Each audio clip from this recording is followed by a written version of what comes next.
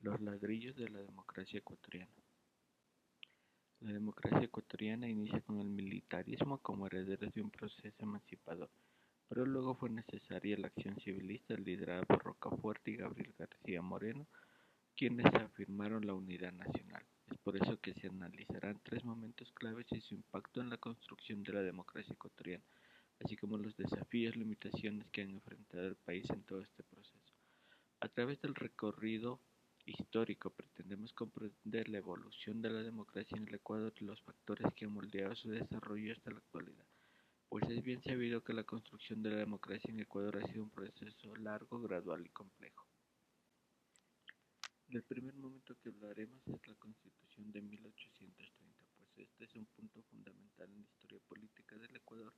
al establecer las bases para la organización del nuevo Estado independiente. Como bien sabemos, esta fue la primera Carta Magna del Ecuador como república y sentó las bases para el desarrollo de la democracia en el país, aunque con importantes limitaciones y desafíos derivados de la estructura política y territorial regionalizada que heredó la época colonial. Cuando el Ecuador nació como república en 1830, el Ecuador como territorio efectivo controlado por la autoridad estatal se concentraba alrededor de centros regionales de Quito, Guayaquil y Cuenca, cada uno con su propia organización administrativa de rentas y representación paritaria para en el Congreso Nacional. Esta estructura departamental reflejaba la expresión política de las regiones y buscaba equilibrar el poder entre ellas. Sin embargo, también dificultaba la construcción de un Estado nacional centralizado y consolidado en una democracia representativa a nivel nacional. Las tensiones entre el poder central y los poderes regionales, así como los conflictos por competencia entre los departamentos, provincias y municipios, marcaron las primeras décadas de la vida republicana. En base a estas limitaciones es que se establecieron algunos principios y mecanismos importantes para el desarrollo de la democracia, como la división de poderes, la elección de representantes, la alternancia en el gobierno. Además se reconocieron ciertos derechos civiles y políticos, aunque restringidos por derechos de propiedad y de educación. Continuamos con la Revolución Liberal de 1895, liderada por Eloy Alfaro,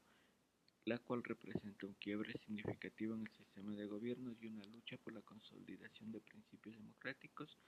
sentando así las bases para el desarrollo de instituciones democráticas en el siglo XX y el respeto de los derechos civiles.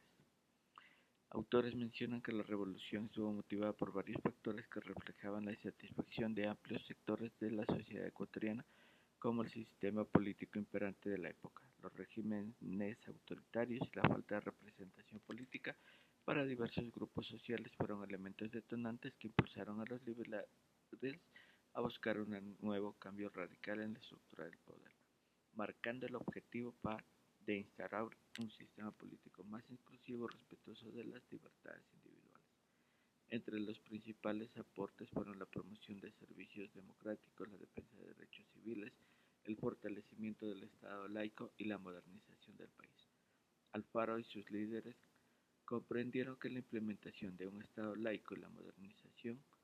que impulsaron requerían gobiernos fuertes y centralizados. Bajo esta premisa, la revolución fue el mayor esfuerzo centralizador de la historia. Esta revolución consolidó la conciencia cívica de las masas y la organización institucional de la democracia como forma de gobierno,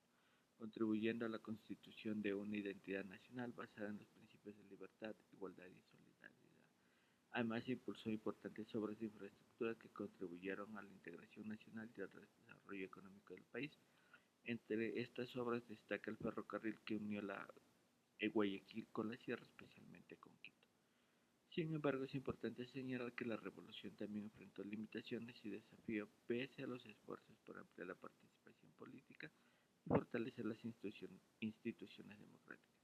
Persistieron elementos contrarios a la práctica esencial de la libertad y el sufragio. Además, no estuvo exento de conflictos y resistencia por parte de sectores conservadores y oligárquicos. La Constitución de 1979 perduraría como la más extensa de la nación después de una década de gobiernos militares, lo cual incluyó la aprobación de una nueva constitución mediante un referéndum en 1978 y la celebración de elecciones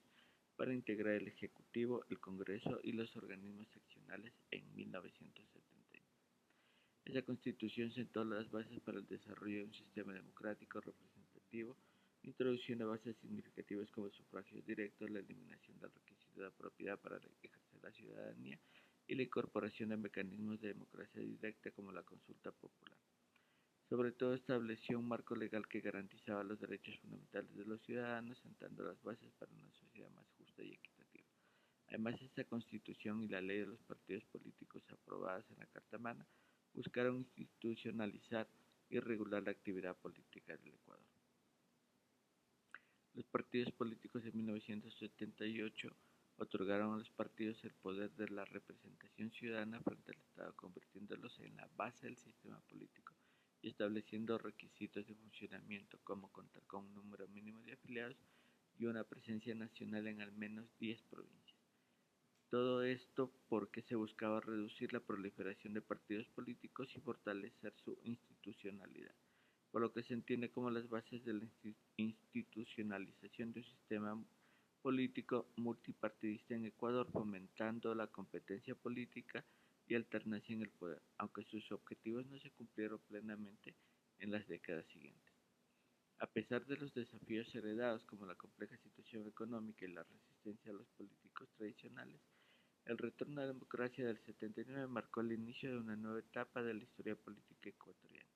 Junto con la ley de partidos políticos, sentaron la base de la estabilidad constitucional, la ampliación de la participación política y el desarrollo de un sistema multipartidista, aunque con limitaciones y dificultades que se evidenciarían en los años posteriores. Como conclusión, tenemos que para que los procesos democráticos puedan tener una mayor incidencia en mejorar la condición de vida de los habitantes de un país, es fundamental considerar una serie de aspectos claves que garanticen la efectividad y equidad en la implementación de políticas públicas y en la toma de decisiones gubernamentales, por lo cual es fundamental considerar tres aspectos claves: la consolidación de la institucionalidad democrática, la constitución de un modelo de desarrollo inclusivo y equitativo y la promoción de una cultura democrática basada en valores cívicos, pues solo a través de la combinación de estos elementos Ecuador podrá avanzar hacia una democracia más sólida y efectiva, capaz de mejorar sustancialmente la capacidad de vida de sus habitantes. Recomendaciones: fortalecer la institucionalidad democrática garantizando la independencia y autonomía de las funciones del Estado, especialmente la de la función judicial, para asegurar la seguridad jurídica y el respeto al Estado de Derecho.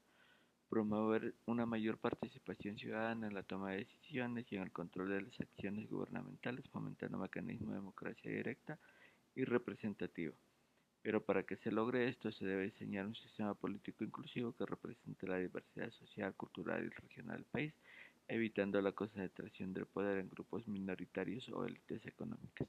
También es importante impulsar políticas públicas orientadas a la redistribución equitativa de la riqueza, la reducción de las desigualdades socioeconómicas